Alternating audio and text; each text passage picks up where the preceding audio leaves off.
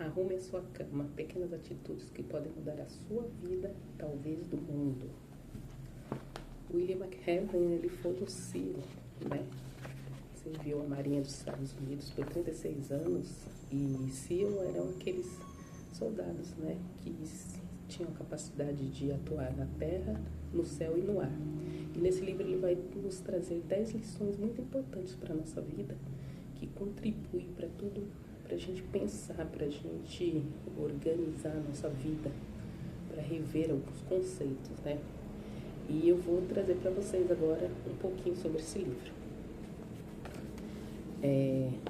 Não importa o gênero, a etnia, a formação religiosa ou a condição social.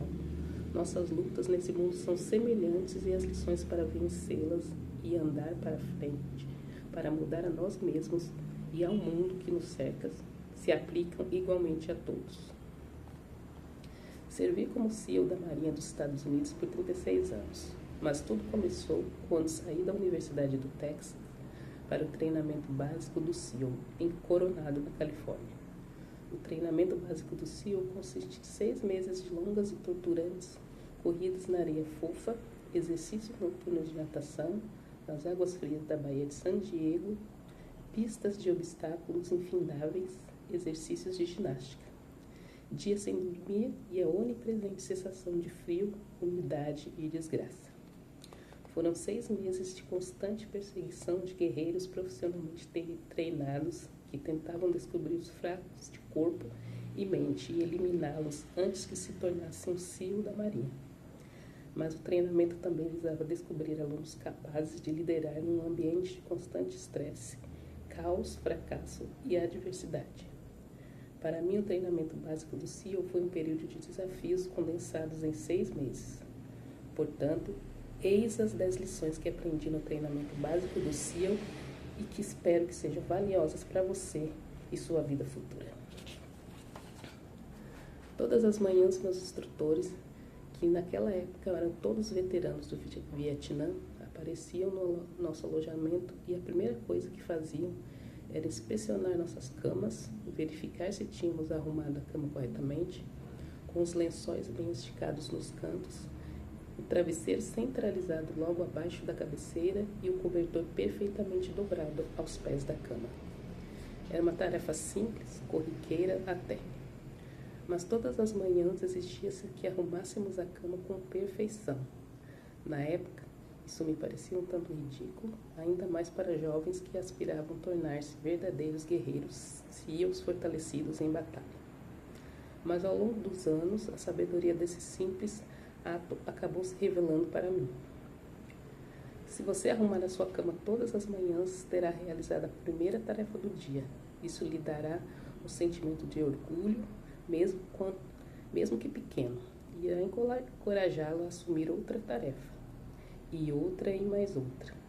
No fim do dia, essa primeira tarefa realizada terá se transformado em muitas outras tarefas realizadas. Além disso, arrumar a cama reforça a ideia de que as pequenas coisas da vida são importantes. Se alguém não consegue realizar as pequenas coisas, nunca fará direito às grandes coisas. E se por acaso você tiver um dia infeliz, voltará para casa e encontrará a cama arrumada, que você arrumou, e ela lhe dará um incentivo de que o amanhã será melhor. Se você quer mudar o mundo, comece arrumando a sua cama. Então aqui, nessa primeira lição, ele fala sobre organização, né? Ordem, que é necessário na nossa vida. Nós precisamos ter ordem na nossa vida. Mesmo que seja uma pequena tarefa que a gente faça no começo do dia, essa tarefa é importante. E aqui ele dá o exemplo de arrumar a cama, né? Quem nunca chegou em casa, depois de um exaustivo dia, de ter acordado, arrumado sua cama, foi trabalhar, chegou em casa, encontrou sua cama bagunçada, sei lá, pelo cachorro, pelo seu filho, e ficou bravo porque a cama estava bagunçada, né? Porque não estava na ordem que você deixou, né? Então, assim, aquele pequeno trabalho que você tem de fazer, de arrumar a sua cama, é muito importante para todas as coisas que você vai fazer no resto do seu dia. Então, ele dá arrumar a sua cama como o primeiro exemplo de uma lição que a gente tem que aprender, né? De ter organização e a ordem que é necessária na nossa vida. Vamos para a segunda lição. Durante o treinamento do SEAL, os alunos se dividem em equipes de remo. Cada tripulação composta de 7 alunos, 3 de cada lado de um pequeno bote de borracha e um timoneiro. Todos os dias, cada tripulação se alinhava na praia e era instruída a ultrapassar a arrebentação e remar vários quilômetros ao longo da costa. No inverno, as ondas de San Diego poderiam chegar a 3 metros de altura, o que tornava muito difícil atravessar a arrebentação, remando a menos que todos se empenhassem com todas as forças. Cada remada precisava estar sincronizada com a contagem do timoneiro. Todos deviam exercer a mesma força ou o bote emborcaria e seria arremessado bruscamente de volta à praia. Para que o bote chegasse a seu destino, todos deviam remar. Você não pode mudar o mundo sozinho, vai precisar de ajuda.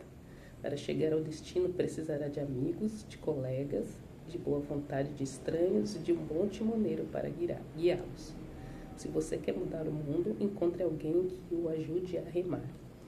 Então, aqui nessa lição, ele fala que a gente precisa de ter alguma pessoa que nos ajude a caminhar naquilo que a gente quer, naquele propósito de vida que a gente quer, né? Uma pessoa que a gente confia, uma pessoa que nos dê apoio.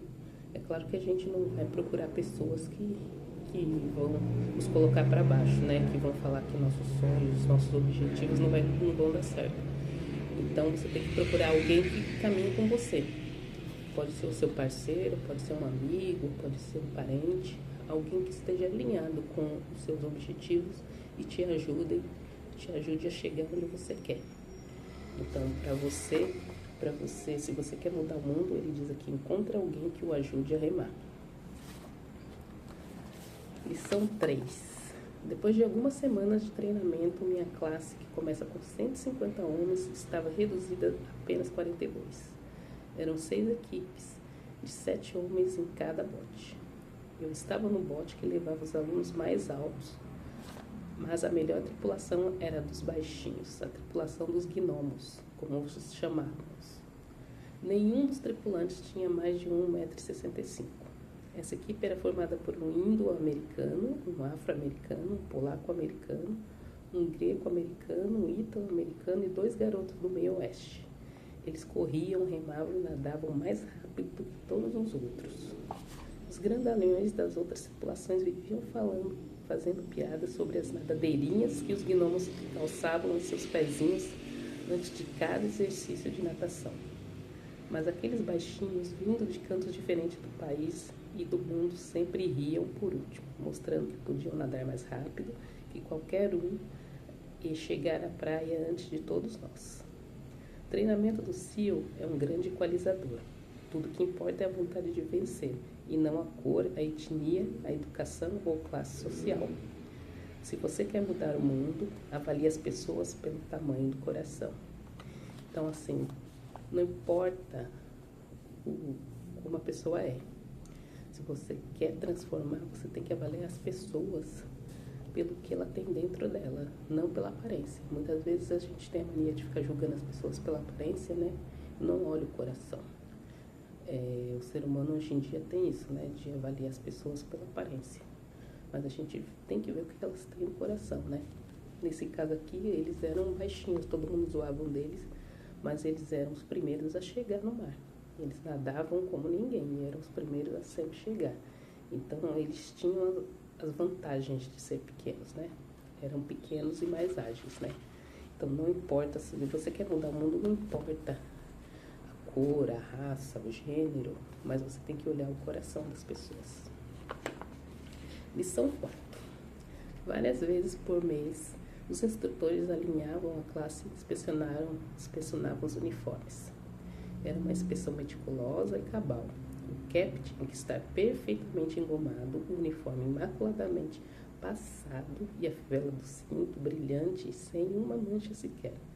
Porém, parecia que por mais que nos esforçássemos para engomar o cap, passar o uniforme ou polir a fivela, nunca atingíamos a perfeição. Os instrutores sempre encontravam algo errado. Ao não ser aprovado na inspeção do uniforme, o aluno tinha que se atirar totalmente vestido na zona de arrebentação e depois, molhado da cabeça aos pés, rolar na praia até que cada pedaço do seu corpo estivesse coberto de areia. O efeito era chamado de empanado de areia. Pelo resto do dia, o aluno ficava com aquele uniforme molhado e coberto de areia. Muitos recrutas não aceitavam que seu esforço fosse em vão, que por mais que tentassem deixar o uniforme impecável, nunca eram reconhecidos. Esses não sobreviviam ao treinamento, não entendiam o seu propósito. Você nunca vai vencer, você nunca vai ter um uniforme perfeito. Às vezes, por mais que você se prepare, ou por melhor que seja o seu desempenho, você vai acabar como um empanado de areia. Assim é a vida. Se você quer mudar o mundo, deixe de ser um injustiçado e siga em frente. Aqui nessa lição ele mostra, né, que por mais que a gente faça, que por mais que esteja perfeito, por mais que a gente dê o melhor da gente, nunca vai ser o melhor, né? Sempre vai ter aquela pessoa que vai criticar, que vai falar. Então, se você ficar se injustiçando, se ficar se fazendo de coitado, você nunca vai chegar a lugar nenhum. Você tem que seguir em frente. Deixe as pessoas falarem. Nem todo mundo tem a mesma opinião. A minha opinião não é a mesma do outro, nem de vocês. Então, assim, eu posso estar impecável, maravilhosa, mas nunca vai ser 100% para algumas pessoas. Sempre vai ter aquelas que vão criticar, né, o que eu faço. Então, a gente tem que parar de se injustiçar, de falar que, ai, coitada de mim, fulano falou mal de mim, ai, fulano fez isso comigo. Não, tem que seguir em frente. O que os outros falarem diz respeito a eles, não a você. Se você está se sentindo bem, se você acha que está tudo bem para você, é isso que importa. O que os outros pensam, aí é da conta deles, né? Ninguém paga suas contas, ninguém vai fazer nada para você, ninguém enche os seus celeiros, né? Então você tem que pensar primeiramente em você, não o que os outros falam, né? Todos os dias durante o treinamento éramos desafiados com muitos exercícios físicos, longas corridas intermináveis, atividades de natação, pista de obstáculos e horas de ginástica. Algo concebido para testar nossa determinação. Cada exercício tinha metas, tempos que precisávamos atingir. Quem não consegue satisfazer esses padrões era inscrito numa lista e no fim do dia convidado ao circo. O circo significava mais 2 horas de exercícios destinados a nos esgotar, a quebrar nossa moral e a fazer desistir.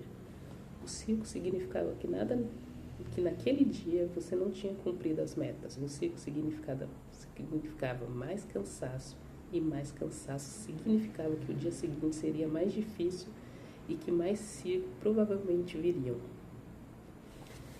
Mas a certa altura do treinamento, todos acabavam na lista do circo. E uma coisa interessante acontecia para aqueles que estavam constantemente na lista. Com o tempo, esses alunos que tinham feito 2 horas exatas de ginástica ficavam cada vez mais fortes. O sofrimento do circo forjava uma força interior, construía uma maior resistência física. A vida está cheia de circos, você vai fracassar. E provavelmente você vai fracassar com frequência. Isso desanima qualquer um. Às vezes isso vai testá-lo na essência do seu ser. Se você quer mudar o mundo, não tenha medo do circo. Então aqui nessa lição ele já deixou bem claro, né? A vida é cheia de circo, a vida é cheia de obstáculos, né? E a gente vai fracassar.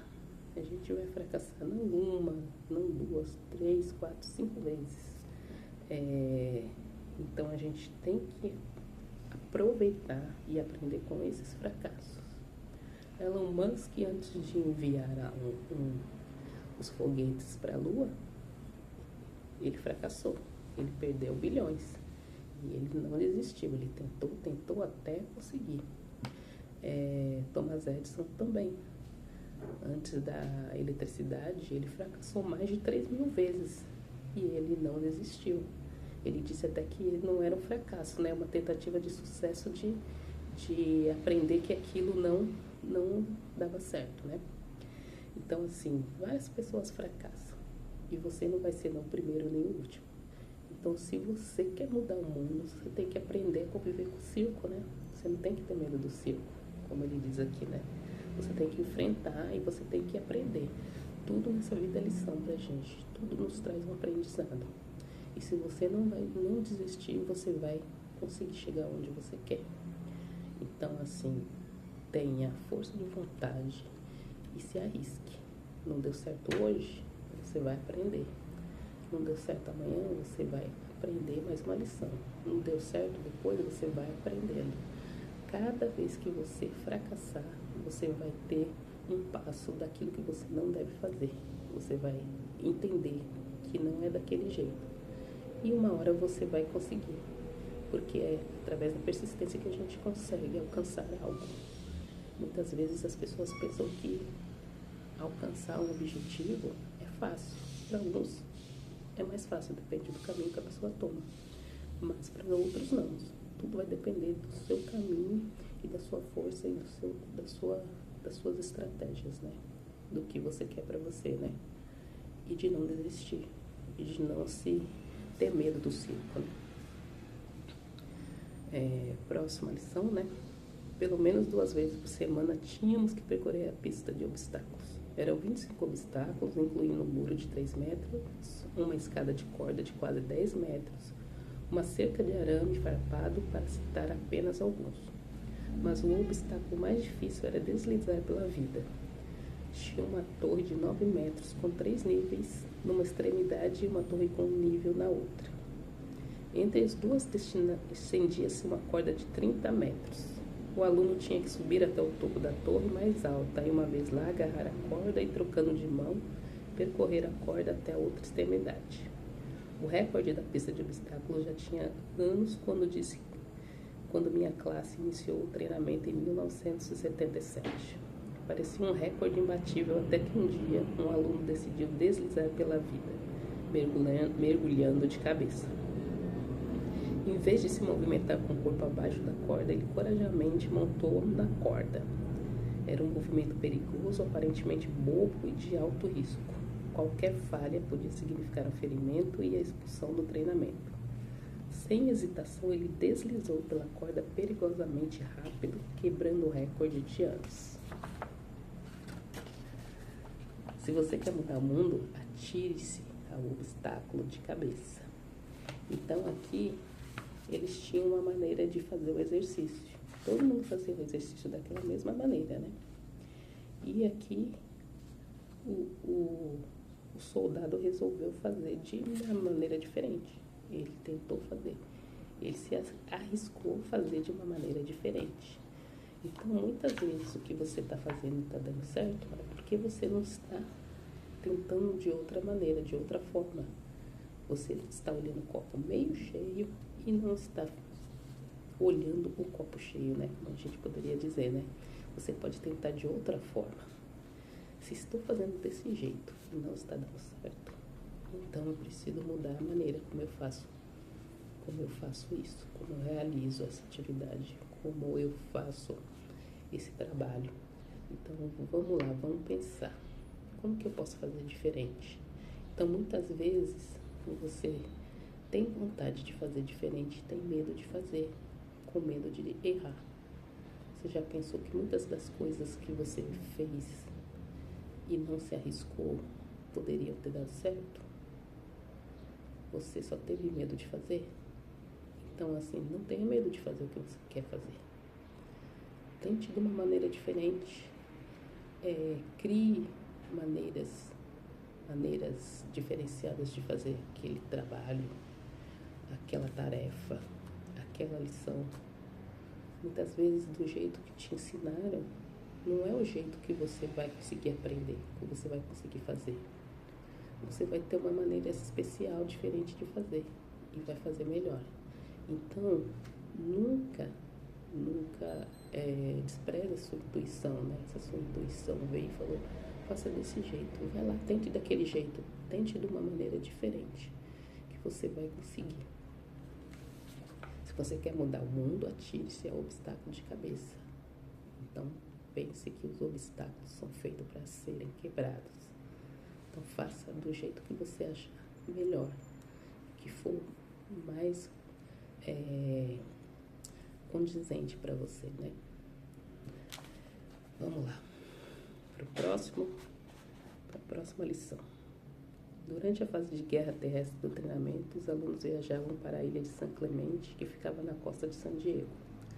As águas de San Clemente são o criadouro dos grandes tubarões brancos. O treinamento ali consiste em uma série de longos testes de natação. Um deles era o exercício noturno. Antes da partida, os instrutores nos ofereceram um resumo das espécies de tubarões que habitavam aquelas águas, mas nos garantiram que nenhum aluno jamais fora devorado por um tubarão, pelo menos não recentemente. Mas também ficamos sabendo que se um tubarão começasse a nos rondar, deveríamos manter nossa posição, nada de nadar para longe, nada de mostrar medo.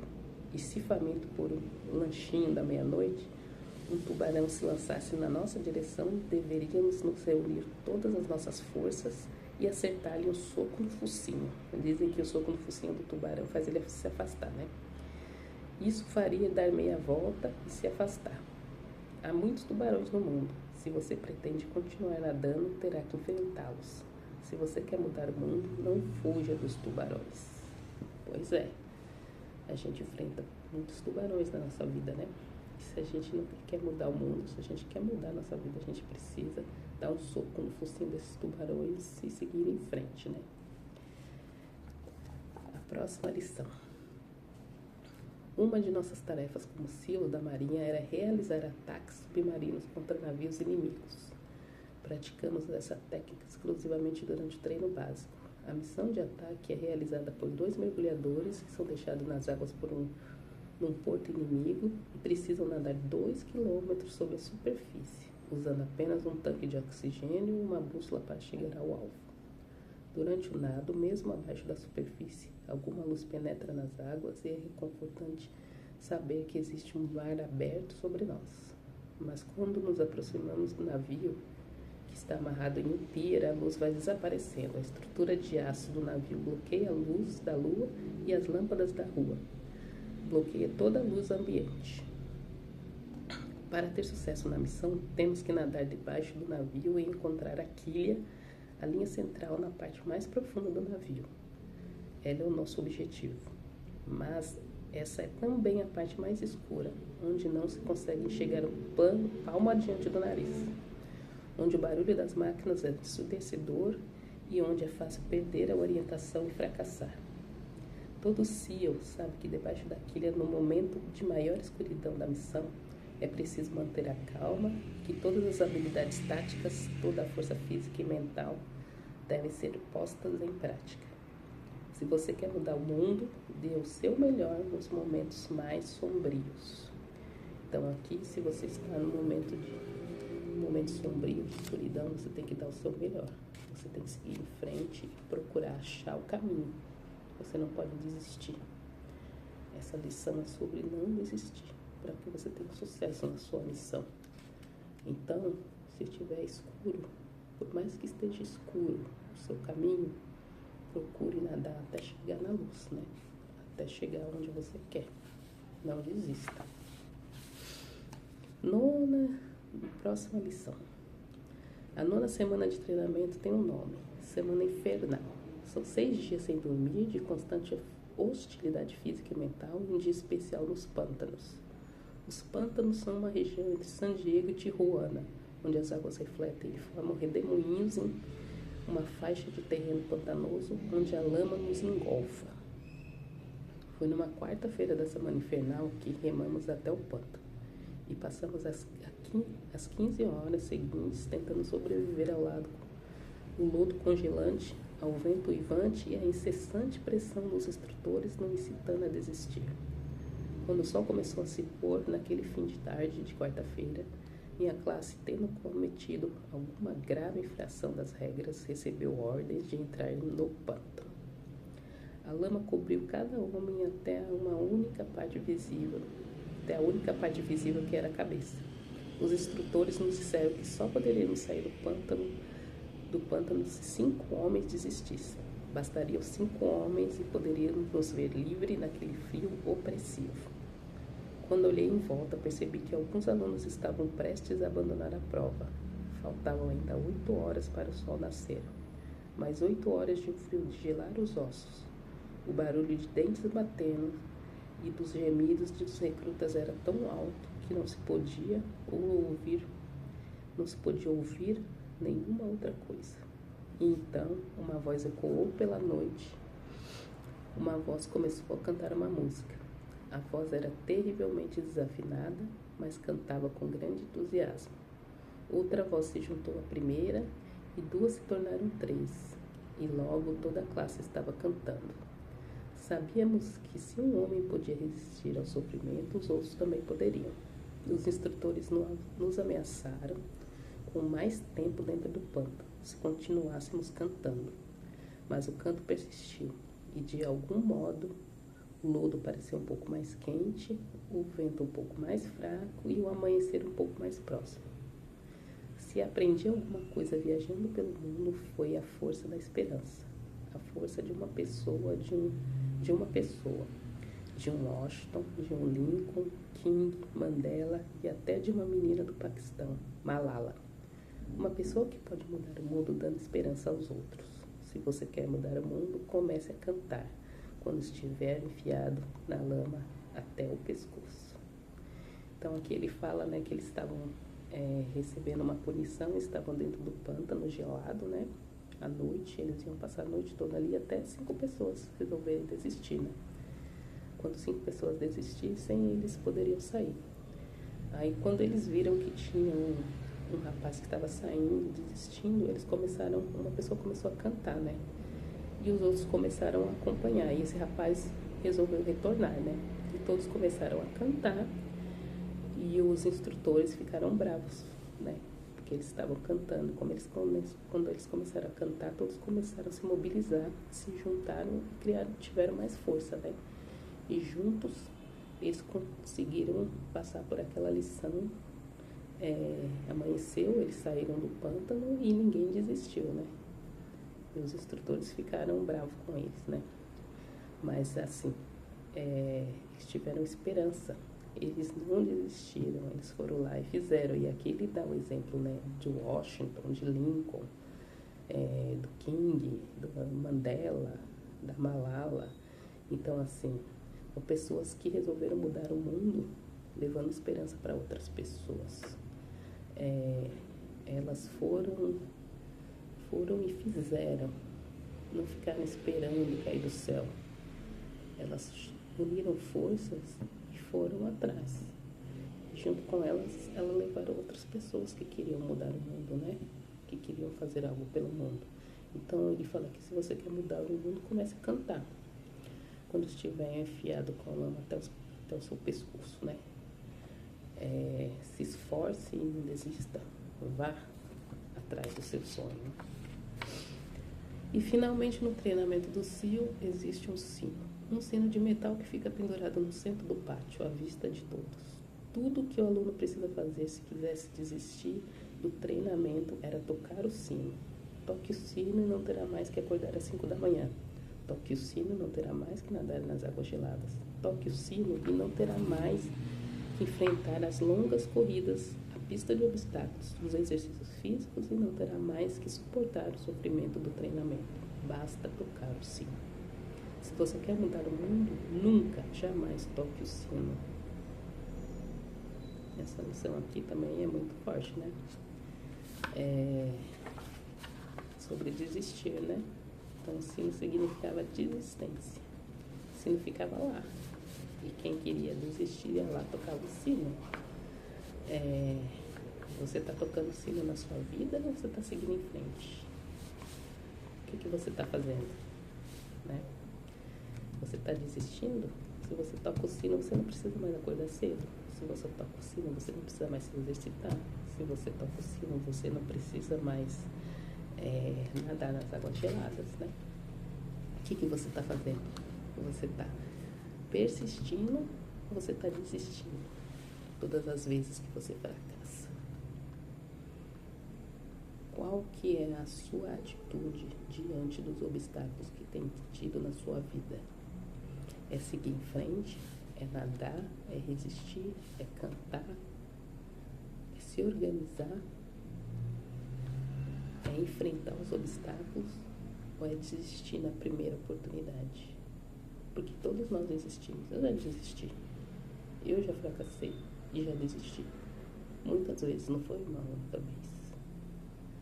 Eu já fracassei na hora que eu pensei em gravar vídeos aqui e não gravei. Poderia ter feito isso há mais tempo, mas eu fracassei. Eu tive medo do que as pessoas poderiam falar. Eu tive receio. Ah, não vai dar certo, não sei fazer, eu não sei falar. Eu já tive todos esses medos que muitas pessoas têm, né? Tem tantas outras pessoas que, assim como eu, têm vontade de gravar vídeo, passar seu conhecimento para outras pessoas, né? Ajudar outras pessoas, como diz o Hélio Couto, que a gente tem que ajudar a trabalhar, a estudar. Não consegue porque tem medo, tem receio. Eu já fui uma dessas pessoas e ainda eu estou vencendo a procrastinação e o medo e a resistência, né? De vir aqui, gravar vídeo, passar meu conhecimento. Não é muito, mas o pouco que eu tenho de conhecimento eu posso passar para outras pessoas. Às vezes você quer ajudar outras pessoas, mas você não ajuda porque você acha que para ajudar você precisa ter dinheiro. Não é assim. Para a gente ajudar as outras pessoas pode ser com conselho, com uma palavra, fazendo algo para a pessoa, né? Não precisa exatamente ter dinheiro. Então, assim, a gente tem que entender que a ajuda vem não só financeiramente, mas principalmente através de uma atitude, né? Tenha atitude de fazer, tenha atitude de criar algo, não tenha medo. Não ligue porque que os outros vão falar. Se as pessoas vão falar de você, deixe que elas falem, deixe que elas riem. Mas depois, quando você tiver atingido os seus objetivos, as suas metas, as pessoas chegarão até você e vão perguntar o que você fez para alcançar aquilo. E isso é fato. Primeiro as pessoas, elas criticam, elas falam mal e depois elas querem saber o segredo, né? Porque elas não veem, né, todos os obstáculos que você enfrenta para chegar onde você chegou. Elas só querem a parte principal, né? Elas querem o segredo da riqueza, o segredo de como você conseguiu isso, por que você tem aquilo, por que você tem um carro, por que você conseguiu comprar uma casa. Ninguém quer passar pelos percalços da vida. As pessoas só querem a parte principal, né?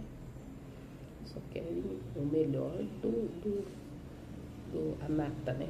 O melhor do que você tem, do que você alcançou, né? Só querem isso, né? Ninguém quer estudar, ninguém quer ler um livro, ninguém quer buscar conhecimento. As pessoas querem que tudo caia do céu. Ah, eu quero ganhar na loteria. Se você ver um vídeo, como ganhar na loteria, a pessoa vai correndo, né? Quem nunca fez isso, né? Como fazer para você atrair mais dinheiro e tal. As pessoas precisam aprender a ter conhecimento em primeiro lugar. Em primeiro lugar, você precisa de conhecimento para você alcançar os seus objetivos, para você ter o que você quer. Não adianta você receber milhões e milhões e se você não tem conhecimento de como aplicar aquele dinheiro, como fazer para que aquele dinheiro sempre tenha uma boa renda e você consiga viver da renda daquele dinheiro, você vai gastar todo aquele dinheiro e você logo vai ficar pobre. Então, assim, você quer ganhar milhões, mas você não sabe administrar. Você começa a gastar, você não tem conhecimento de como aplicar aquele dinheiro, você vai voltar a ficar pobre. Então, antes de você pedir para ser rico, aprenda, peça conhecimento, sabedoria de como vai lidar com aquele dinheiro, o que você vai fazer para que aquele dinheiro renda, como você vai aplicar aquele dinheiro. Então não adianta a gente ficar pedindo coisas que a gente não sabe como vai lidar com aquelas coisas. Em primeiro lugar, a gente tem que ter conhecimento, sabedoria de como fazer, de como criar aquilo para nossas vidas. Eu tenho estudado muito, eu tenho lido muito, eu tenho visto muitos vídeos. Às vezes você não tem dinheiro para comprar um livro, mas na internet está cheio de vídeos que te ensina como você crescer, como você prosperar, e você não tem buscado isso. como você se autodesenvolver. Então, você tem que primeiro buscar, como diz a palavra, buscar em primeiro lugar o reino de Deus e a sua justiça, e as demais coisas vos serão acrescentadas. Se você não busca conhecimento, você não vai ter conhecimento na lei da atração. Vamos dar um exemplo. As pessoas querem aprender sobre a lei da atração, mas as pessoas não buscam conhecer como funciona a lei da atração. Né? Porque primeiro o sentimento e o pensamento. O sentimento e o pensamento funcionam juntos. Se você sentir e pensar sobre aquilo que você quer, você vai atrair aquilo que você quer. É assim que funciona a lei da atração. Você atrai aquilo que você é. Se você é uma pessoa pessimista, se você é uma pessoa que só vê o pior das coisas, você vai atrair aquilo para você. Agora, se você é uma pessoa que vê o melhor de tudo e você vive aquilo, você vai atrair o melhor das coisas para você. Então, você tem que aprender primeiro. Você tem que buscar. Às vezes você passa por um vídeo, aquele vídeo vai te dar uma dica ali, assim, um insight que você achava que não ia dar. Porque você gosta de assistir outros vídeos de pessoas que têm mais seguidores, por exemplo. Vou assistir o vídeo desse fulano que tem mais seguidores. Às vezes aquele fulano não tem muito para te ensinar. Às vezes um simples vídeo vai falar muito mais com você do que um outro vídeo. Mas assista vídeos no YouTube. Procure conhecimento. Desse conhecimento que você vai adquirindo, você tira um pouquinho aqui, um pouquinho ali, e tudo vai acrescentando na sua vida. Foi assim que eu fiz. Eu fui tirando conhecimento de vídeos que eu fui assistindo. Fui pegando dicas de livros. Esse livro aqui, eu peguei uma dica de um youtuber, de um vídeo que eu vi. Então, assim, as pessoas vão dando aos pouquinhos, passo a passo para a gente. E a gente vai construindo aquilo.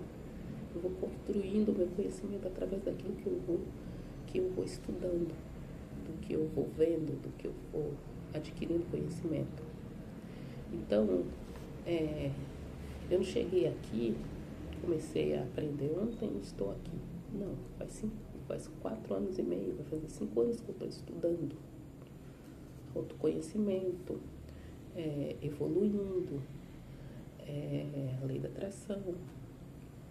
Eu sou ressonante do professor Hélio Couto, mas para eu ser ressonante do professor Hélio Couto, eu demorei muito para entender o que ele passava, entender o que ele falava nas palestras dele, né? Tanto que eu comecei a estudar as palestras foi o ano passado, não foi de uma hora para outra, assim. Eu abri o vídeo do Hélio Couto, comecei a estudar.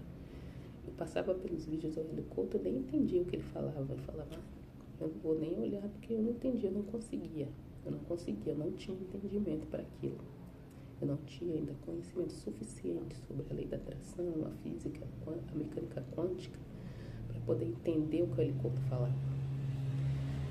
Eu precisei levar 4 anos para estudar sobre a mecânica quântica, sobre autodesenvolvimento, sobre cocriação, sobre lei da atração, para poder entender o que o Hélio Couto falava naquelas palestras, até pedir minha ressonância harmônica. Então, assim, você vai passar por vídeos que você não vai conseguir assistir porque você ainda não tem entendimento suficiente para absorver aquele conhecimento. Mas você tem que começar aos poucos. Adquirindo aos poucos. Eu comecei assistindo as palestras da professora Lucilena Galvão na Nova Acrópole, a ler o livro do Caibalion, né? E a professora Lucilena fala muito sobre o Caibalion, né? As 7 leis herméticas. Então, assim, são coisas que a gente precisa aprender para a gente poder ter conhecimento para colocar em prática, para começar a crescer, para começar a entender como funciona essa lei da evolução, né? Porque nós estamos aqui para evoluir, né? Então, para a gente evoluir, a gente tem que começar a estudar e ter paciência. Ter paciência, aos pouquinhos, ler um livro aqui, assistir um vídeo ali, e criando criando conhecimento, absorvendo tudo que as pessoas têm para nos ensinar, para depois a gente colocar em prática, para depois a gente avançar. Então, se você ainda não sabe por onde começar, comece assistindo vídeos do canal Nova Acrópole com a professora Lucilena Galvão, vídeos de pessoas que te ensinam o autoconhecimento, e assim você vai, aos pouquinhos, você vai criando entendimento sobre tudo na sua vida que você precisa ter para você crescer e evoluir. Então, eu deixo aqui esse meu conselho, tá? Espero que vocês tenham gostado do vídeo e deixe o like, curta e compartilhe com outras pessoas. Obrigada e até a próxima.